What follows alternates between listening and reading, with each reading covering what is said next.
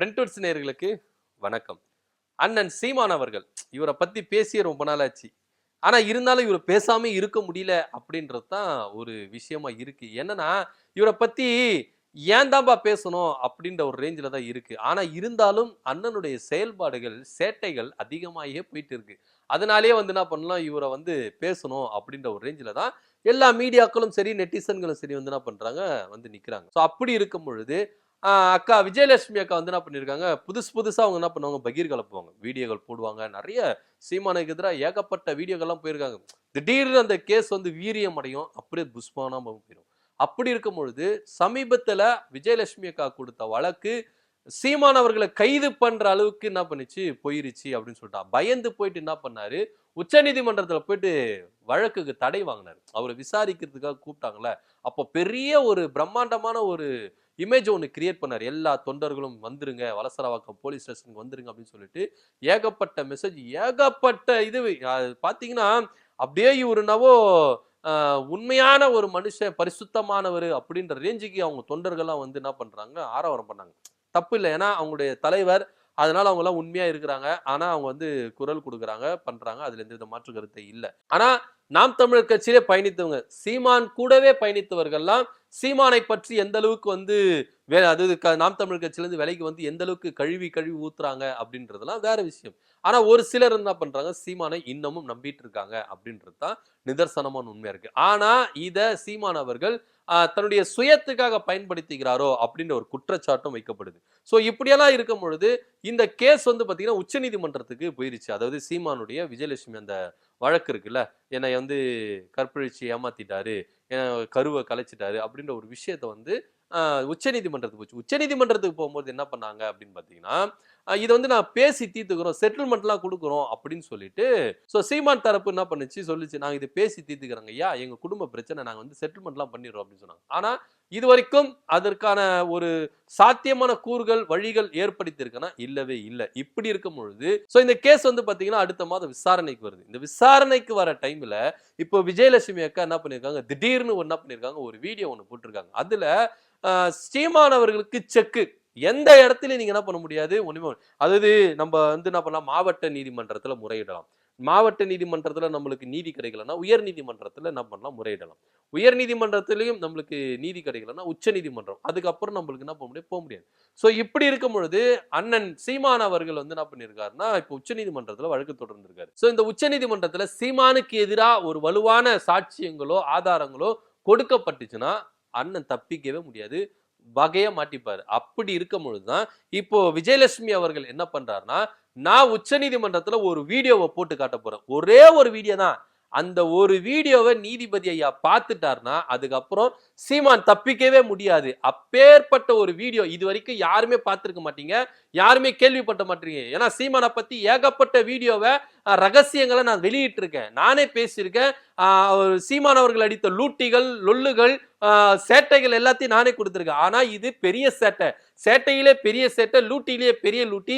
இது வரைக்கும் யாருமே பார்த்திருக்க மாட்டீங்க. இது முறையா நான் உச்சநீதிமன்றத்துல நீதிபதி ஐயா கிட்ட நான் போட்டு காட்ட போறேன். இந்த ஒரு வீடியோ போதும், சீமான் அவர்கள சிக்கி சின்னாபின்னமா ஆக்கிரும் அப்படின்ற ரேஞ்சில முழுசா இறங்கியிருக்காங்க. அதாவது அவங்க கோபம் பார்த்தீங்கன்னா, எப்பா எப்படிப்பா இந்த கோவம் அப்படின்ற ரேஞ்சில தான் இருக்கு. ஏன்னா சீமானக்கா எப்படி ஏதோ ஒண்ணு பண்ணணும் அப்படின்ற ரேஞ்சில தான் விஜயலட்சுமி அக்கா இறங்கிட்டாங்க. இப்போ சீமான் தரப்பு என்ன நினைக்குது அப்படின்னு பாத்தீங்கன்னா, ஏகப்பட்ட வழக்கு அவர் மேல. ஒரு பக்கம் பெரியாரை பத்தி அவதூறான பேசின வழக்கு, இன்னொரு பக்கம் டிஐஜி வருண்குமார் அவருடைய வழக்கு, இன்னொரு பக்கம் வந்து பாத்தீங்கன்னா விஜயலட்சுமி வழக்கு, இன்னும் நிறைய வழக்கு வந்து என்ன பண்ணுது அவர் மேல இருக்குதே இருக்கு. இதுக்கே அவருக்கு வந்து டைம் பத்தல. இந்த சமயத்துல இது வேறையா அப்படின்ற ஒரு ரேஞ்சில தான் சீமான் அவர்கள் சொன்னாரு. இந்த கேஸ் வந்து நடந்தது ரொம்ப விறுவிறுப்பா நடந்தது. அப்போ வந்து பாத்தீங்கன்னா விஜயலட்சுமி வந்து ரொம்ப தரக்குறைவா எந்த அளவுக்கு ஒரு பெண்ணை வந்து இழிவா பேசணுமோ அந்த அதாவது ஒண்ணு சொல்லுவாங்களே, உண்மையிலேயே வந்து பாத்தீங்கன்னா இந்த பெண்ணு தப்பு செஞ்சிருக்காங்கன்னா, ஆனா பெண்மை அப்படின்னும் பொழுது அதுக்கு நம்ம ஒரு மரியாதை கொடுப்போம். தப்பான பொண்ணா இருந்தா கூட அந்த பெண்ணுக்கு என்ன மரியாதை கொடுக்கணுமோ அந்த மரியாதை நம்ம கொடுப்போம். இதுதான் நம்ம தமிழரோட பண்பாடு. ஆனா இங்க சீமான் அவர்கள் ஒரு பெண்ணை எந்த அளவுக்கு இழிவா பேசக்கூடாதோ அந்த அளவுக்கு இழிவா பேசியிருக்காரு. ஒரு பெண்ணை எந்த அளவுக்கு கேவலப்படுத்தக்கூடாதோ அந்த அளவுக்கு கேவலப்படுத்தியிருக்கிறாரு, அசிங்கப்படுத்தியிருக்காரு. பாவங்க அவங்க தனியாளா நின்னு எப்படி போராடுவாங்க அப்படின்றத கொஞ்சம் ஏன்னா இவருக்குன்னா கூட ஆள் பலம் இருக்கு, பணபலம் இருக்கு, அதிகார பலம் இல்லைன்னா கூட ஆள் பலம், பணபலம் இருக்கு. சப்போர்ட்டிவ் பண்றதுக்கு பாஜகவும் இருக்குது. ஏன்னா இவர் உச்சநீதிமன்றத்துல வழக்கு தொடர்ந்தார்ல, இவருக்கு சம்பந்தமா ஆஜரான வழக்கறிஞர் யாருன்னு பாத்தீங்கன்னா பாஜகவுடைய வழக்கறிஞர் தான். சோ இது உச்சநீதிமன்றத்துக்கு போனதுக்கும் ஏன்னா ஒரு வகையில பாஜக உதவுது அப்படின்றதான் அரசல் பரசலா பேசப்படுது. ஏன்னா அதனாலதான் இவர் பெரியார வந்து எதிரா பேசுறாரு, ஆர்எஸ்எஸ் பின்னாடி இவர் இருக்கு அப்படின்றதான் அரசல் பரசலா பேசப்படுது. சோ அப்படி இருக்கும்பொழுது இவருக்கு வந்து பாத்தீங்கன்னா ஒரு சில பாஜக ஆதரவாளர்களும் இவருக்கு என்ன பண்றாங்க, உதவுறாங்க. ஆனா இங்க வந்து பாத்தீங்கன்னா இவங்க தனியாளு என்ன பண்றாங்க, எப்படி பண்ணுவாங்க அப்படின்னு தெரியல. ஆனா இருந்தாலும் இவங்களுக்கு நீதி கிடைக்கணும், நியாயம் கிடைக்கணும் தான் நிறைய பேர் என்ன பண்றாங்க, சப்போர்ட் பண்றாங்க. பொதுமக்கள் முதற்கொண்டு மாதர் சங்கம் முதற்கொண்டு நிறைய அமைப்புகள் முதற்கொண்டு என்ன பண்றாங்க, இவங்களுக்கு சப்போர்ட் பண்றாங்க. ஏன்னா சீமானுடைய சுயரூபம் எல்லாருக்குமே தெரிஞ்சிச்சு. இவரு இவ்வளவுதான் அப்படின்றது தெரிஞ்சு போச்சு. தமிழ் ஈழத்தை வச்சு எந்த அளவுக்கு சம்பாதிச்சாரு, தமிழ் தேசியம் பேசிய எந்த அளவுக்கு சம்பாதிச்சாரு, பிரபாகரனை வைத்து எந்த அளவுக்கு சம்பாதிச்சாரு, எல்லாமே இவரு மணி மைண்டு தானே கண்டி இவருக்கு பொது நலமோ மக்கள் நலமோ எதுவுமே இல்லை, எல்லாம் சுயநலம் அப்படின்றத தோல் உரிச்சு காட்டினாங்க. ஒவ்வொரு முறையும் சீமானை வந்து தோல் உரித்து காட்டினாங்க. விஜயலட்சுமி அக்கா போயிட்டு இவருடைய தனிப்பட்ட கேரக்டரும் இப்படிதான் அப்படின்றத வெளிப்படையா தோல் உரித்து காமிச்சாங்க. இதனுடைய கோபத்தின் வெளிப்பாடுதான் சீமான் அவர்களை ஏகப்பட்ட மாதிரி என்ன பண்ணிச்சு பேச வச்சது. ஆனா இதுக்கு எல்லாத்துக்கும் ஒரு முடிவு கட்டணும் அப்படின்னு தான் விஜயலட்சுமி அக்கா வந்து என்ன பண்ணாங்க, இறங்கிட்டாங்க. இனி தப்பவே முடியாது சீமான் அவர்கள் அப்படின்ற ரேஞ்சில தான் இப்ப நான் ஒரு வீடியோ விட போறேன். அந்த வீடியோ நீதிமன்றத்துல மட்டும்தான் விட போறேன் அடுத்த மாசம். ஏன்னா அவங்க சொல்லியிருக்காங்க, என்ன சொல்லியிருக்காங்கன்னா, சீமான் அவர்களே உங்களுக்கு வந்து நான் வந்து அடிக்கடிக்கு வந்து பேசினாதான் உங்களுக்கு ஞாபகம் வரும். ஏன்னா உங்க மேல ஒரு கேஸ் இருக்குது, உங்க தலைக்கு மேல ஒரு கத்தி தொங்கின்றதுக்கு உங்களுக்கு ஞாபகம் இல்லை. அதை விட்டுட்டு நீங்க என்னவோ ஜாலியா இருக்கிறீங்க, எதனா ஒரு பூதாகரமா கலைப்பு விடுறீங்க, திடீர்னு பாத்தீங்கன்னா பணமரம் ஏறுறீங்க, கல்லு குடிக்கிறீங்க, அப்படி இப்படின்னு பேசுறீங்க. நான் இருக்கிறேன் உங்களை ஆப் பண்றதுக்கு. எதுக்கு இது மாதிரி பேசினாதான் உனக்கு வந்து பாத்தீங்கன்னா என் ஞாபகம் வரும், அப்படி இந்த கேஸோட ஞாபகம் வரும் அப்படின்னு சொல்லிட்டு என்ன பண்ணிருக்காங்க, பேசியிருக்காங்க.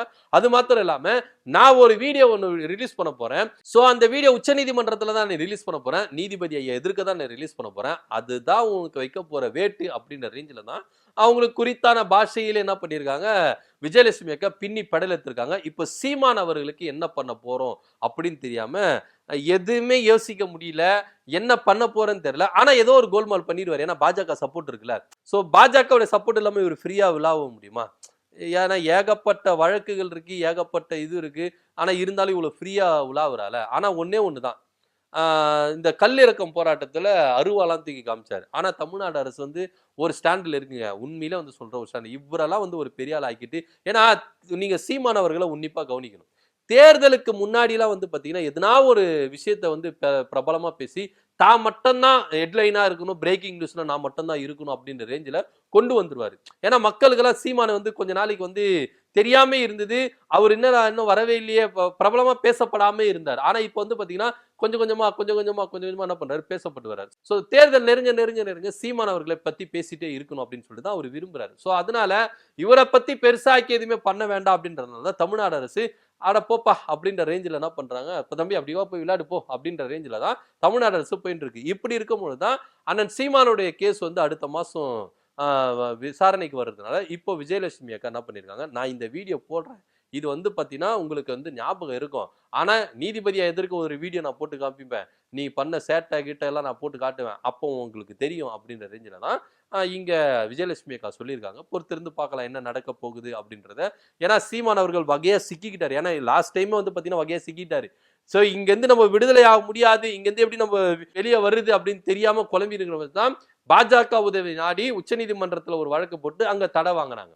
ஆனா அங்க தடை வாங்குறது ஒரே ஒரு விஷயம் என்ன கொடுத்தாங்கன்னா, கேஸ் எல்லாம் தள்ளுபடி பண்ணல, நிப்பாட்டி வச்சிருக்காங்க. என்னன்னா சீமான் தரப்புல இருந்து கொடுக்கப்பட்ட ஒரு வாக்குறுதி, விஜயலட்சுமி அக்கா அவர்களுக்கு நாங்க செட்டில்மெண்ட் கொடுக்குறோம், இதை நாங்க வந்து நாங்களே பேசி தீர்த்துக்கிறோம் அப்படின்றது இவங்க வாக்குறுதி கொடுத்தனால. ஆனா அது சம்பந்தப்பட்டமா எதனா விஷயம் நடந்திருக்கானா, இல்லவே இல்லை. இப்ப அதுவும் ஒரு விஷயமா இல்ல, அப்ப அன்னைக்கு வாய்ஸ் அவுடால நீங்க பேசிட்டு போனீங்க, இப்ப என்னாச்சு அப்படின்னு சொல்லிட்டு நீதிமன்றம் கேட்கல. விஜயலட்சுமி அவர்கள் வந்து பாத்தீங்கன்னா உச்சநீதிமன்றத்துல நீதிபதி எதிர்க்க நான் ஒரு வீடியோ ரிலீஸ் பண்ண போறேன், சீமான் செய்த சேட்டைகள் லீலைகள்லாம் அந்த வீடியோல இருக்கு, யாருமே பார்த்திராத ஒரு புத்தம் புதிய வீடியோ அப்படின்னு சொல்லியிருக்காங்க.